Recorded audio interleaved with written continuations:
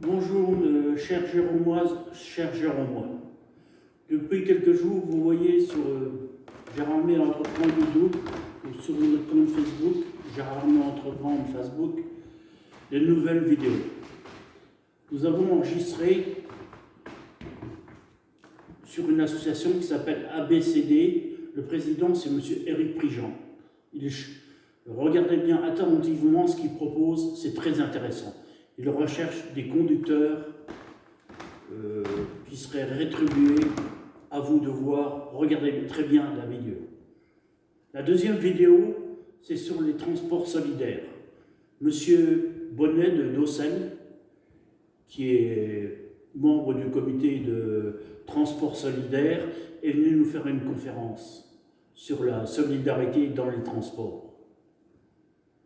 Cela est très intéressant. À l'heure actuelle où on cherche à lutter contre l'exclusion de nos personnes âgées, voilà bien un moyen de solidarité qui pourrait se mettre en place sur Gérard Armé. Toutes les personnes intéressées par transport solidaire qui veulent agir viennent s'inscrire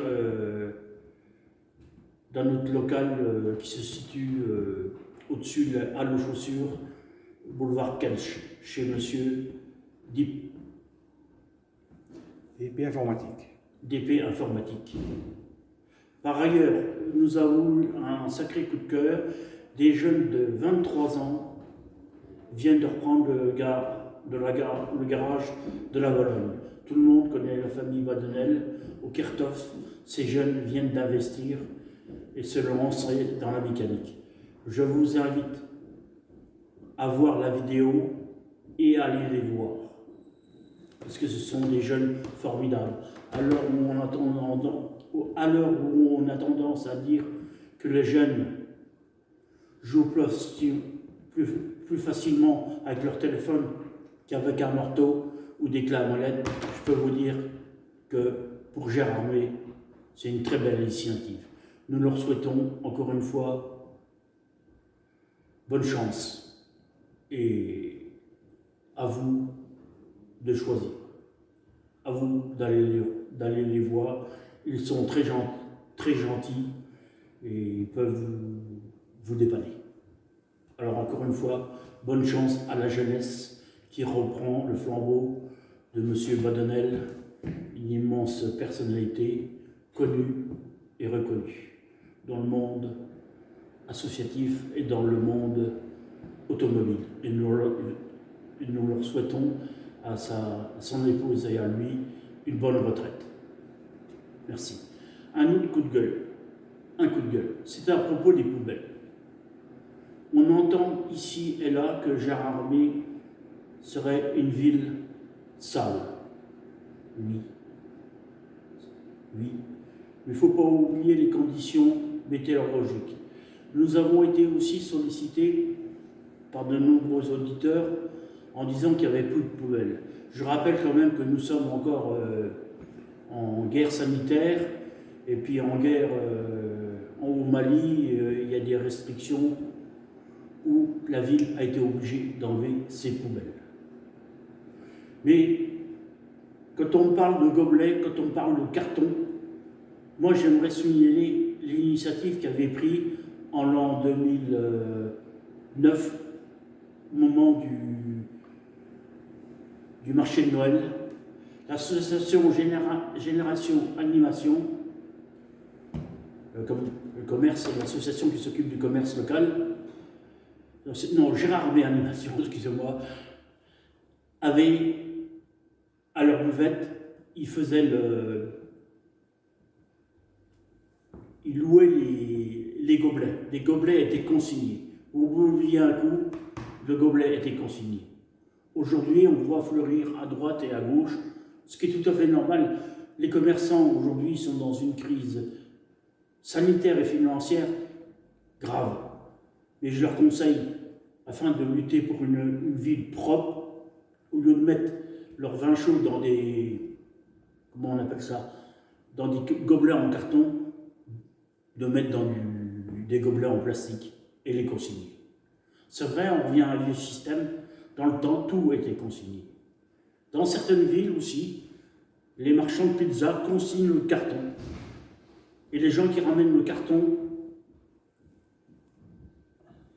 ils remboursent. C'est un moyen de lutter aussi. Il y a aussi le problème des mégots.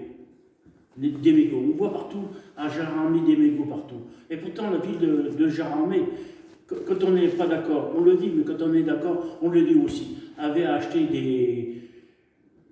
offert à la population de Gérardmer des espèces de petits sacs pour mettre les mégots.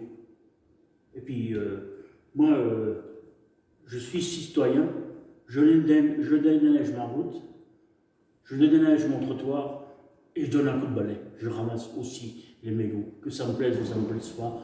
Et si on veut avoir une ville propre, c'est l'affaire de tous. Il y a encore des choses à faire. Mais c'est ensemble qu'on fera changer et avancer l'écologie. La position de Gérardmer Entreprendre, elle est simple. On devrait mettre à Gérardmer tout ce qui est où il y a des jeux pour enfants, ce serait des zones non-fumeurs. Dans les entreprises, dans les écoles, dans les lycées, dans les CES, il y a des endroits pour les fumeurs. Je n'ai rien contre les fumeurs. Quand j'entends notre président, M. Macron, dire qu'il faut lutter, mettre des plans anti-fumeurs, anti-cela, mais c'est l'État le premier responsable. Le prix de la cigarette augmente tout le temps. C'est l'État qui s'engraisse sur les fumeurs. Là, dans les semaines à venir, nous ferons des propositions pour l'écologie sur Gérardmer. Nous avons quelques dossiers à régler. Nous ferons l'interview prochainement d'une association qui travaille dans l'écologie. Et on fera l'interview aussi du président du syndicat, c'est Ecovia, je crois, des syndicats des poubelles, entre guillemets, des Vosges. À vous tous, à vous toutes, on nous demande ce qu'on pense de la Covid-19. Je ne suis pas médecin. La seule chose que je veux dire, protégez-vous, protégez nos anciens. Et si on commence par les gestes barrières, bien des choses avanceront. Nous avons reçu aujourd'hui des coups de fil d'auditeurs nous disant pourquoi que nous n'avons pas fait un reportage sur le retour du train à Gérardmer, l'association TG2V et l'association La Voie Verte. J'ai contacté les deux présidents de ces deux associations. Je leur ai dit que la chaîne était à leur disposition dans un souci démocratique. Si on invite l'un, on doit inviter l'autre. Bien sûr que j'ai des positions personnelles. Bon, aujourd'hui, je n'en dirai pas plus. Je vous souhaite une bonne semaine et je vous dis à bientôt. Merci beaucoup.